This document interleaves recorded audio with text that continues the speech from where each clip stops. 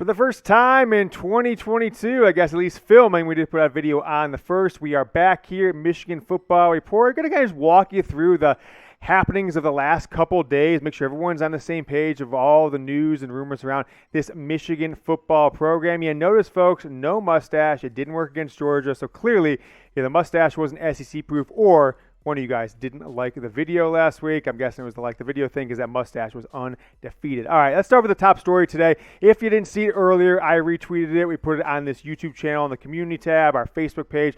So if you're just jumping on the internet, you may have missed this news. David Ojabo is entering the 2022 NFL Draft. I just got actually a DM from somebody saying, and maybe this is news that I just have missed, or I've got the scoop that he's going to sign with CAA, one of the more powerful agencies. They've got Tom Condon. I'm not sure if he's going to specifically represent Ojabo, but he's the biggest agent in the game. Here's what he put. You can go look on his Twitter account at David Ojabo or my Twitter account at James Yoder. I retweeted him about 2-3 hours ago, basically saying thank you to this person, thank you to this person, thank you to this person. But hey, I did so much at Michigan, and I am ready to move on to the NFL. I typed this tweet out 4 or 5 days ago.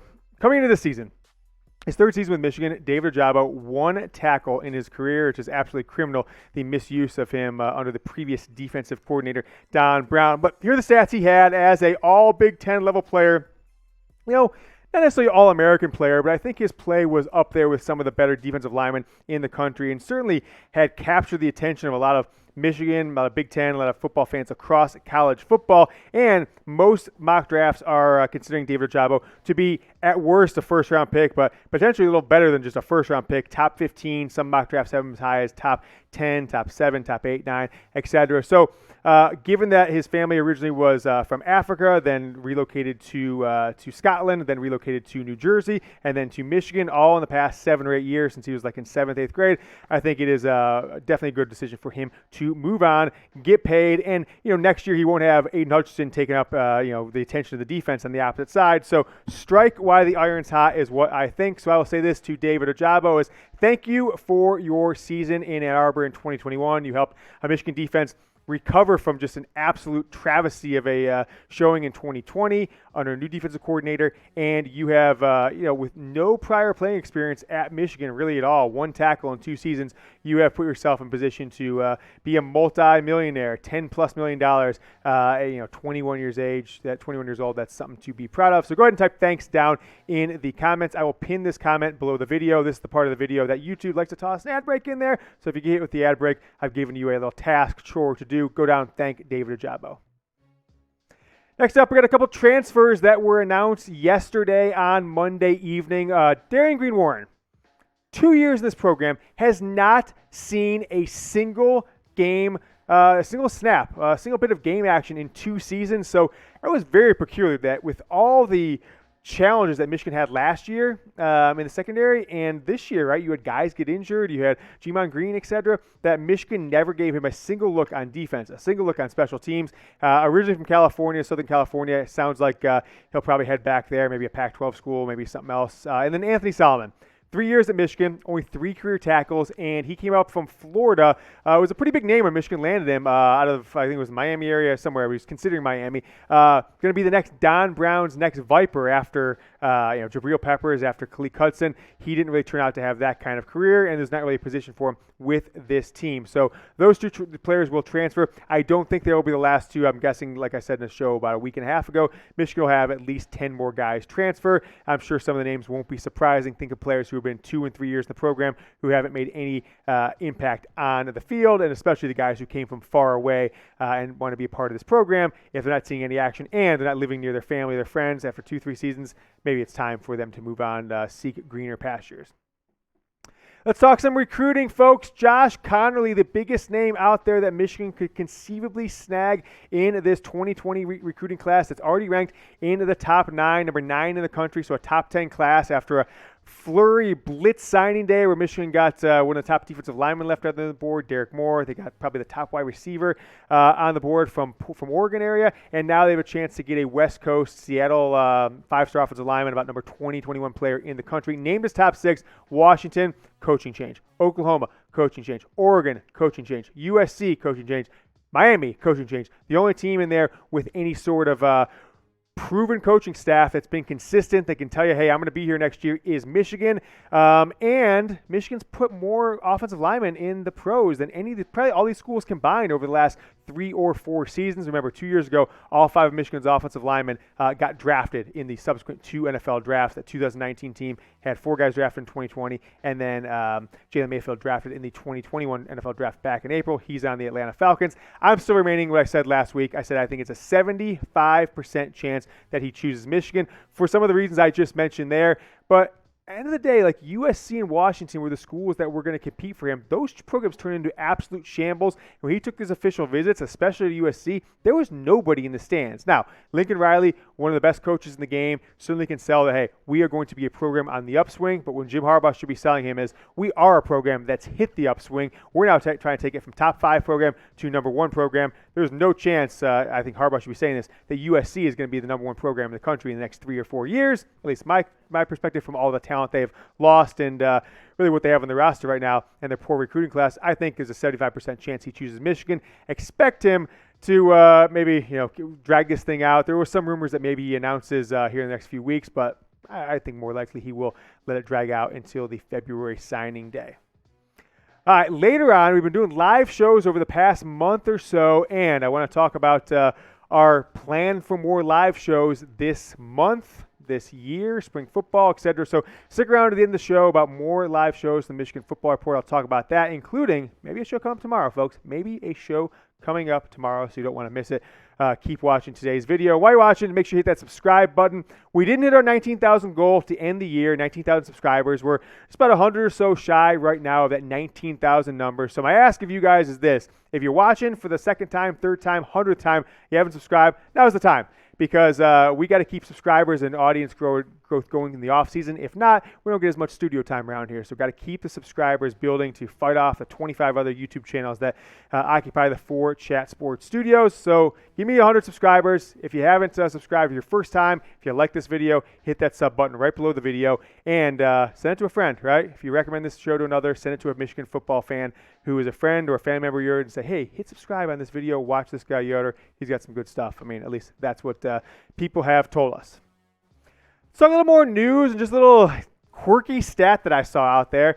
Brad Hawkins, right? A 4-year starter for this program at safety. Was right in there the first game against Notre Dame in 2018, 2019, 2020, all the way up to this year. Surprisingly, he still has another year of eligibility if he wanted to, which it sounds like he will not take from Michigan. He's been in the program for 5 years, redshirted in 2017, is now the all-time leader, and he broke this like 3-4 games ago, in games played in a Michigan football uniform. So take a look at the list of the guys he's up against. And why is that, right? Well, he started for 4 years, right? Okay, so that's one. And then they play more games these days, right? 12 games is the norm for football, college football teams. This year he got 14 games, Big Ten title game, and then of course the bowl game.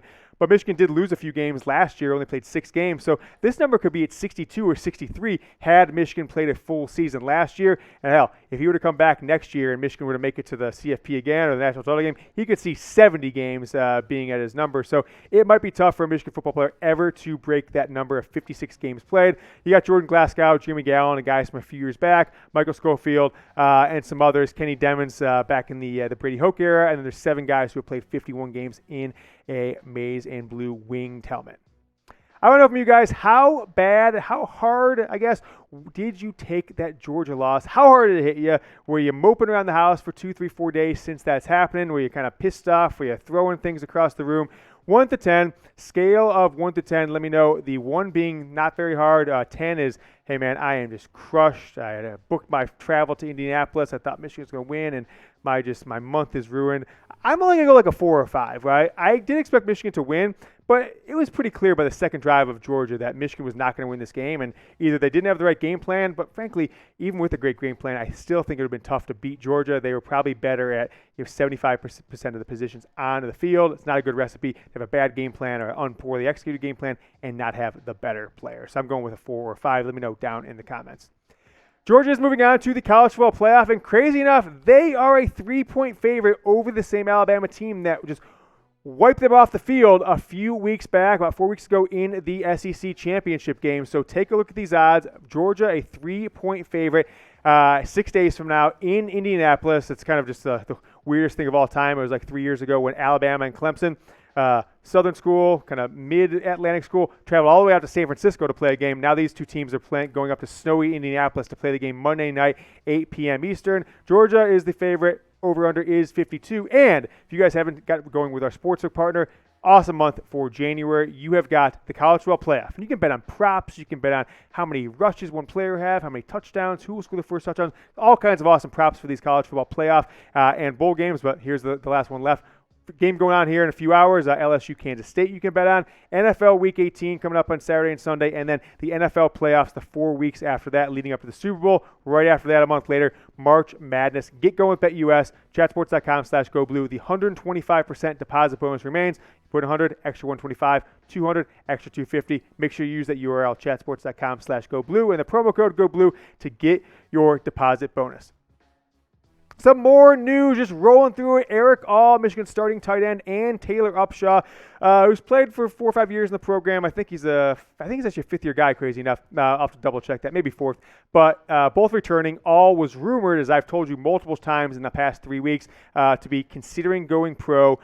He seemed to be very upset after the Georgia loss and had told reporters, look, I want to make this right, etc., kind of leaning towards, hey, like, I'm not going to leave. I'm going to make sure come back. And I think he would be worthy of doing that if he wants to up his NFL draft spot, because I don't think he would be taken unless he completely blows up the combine, just has the most freakishly athletic numbers, that he would do anything more than a 5th or 6th round draft pick, right?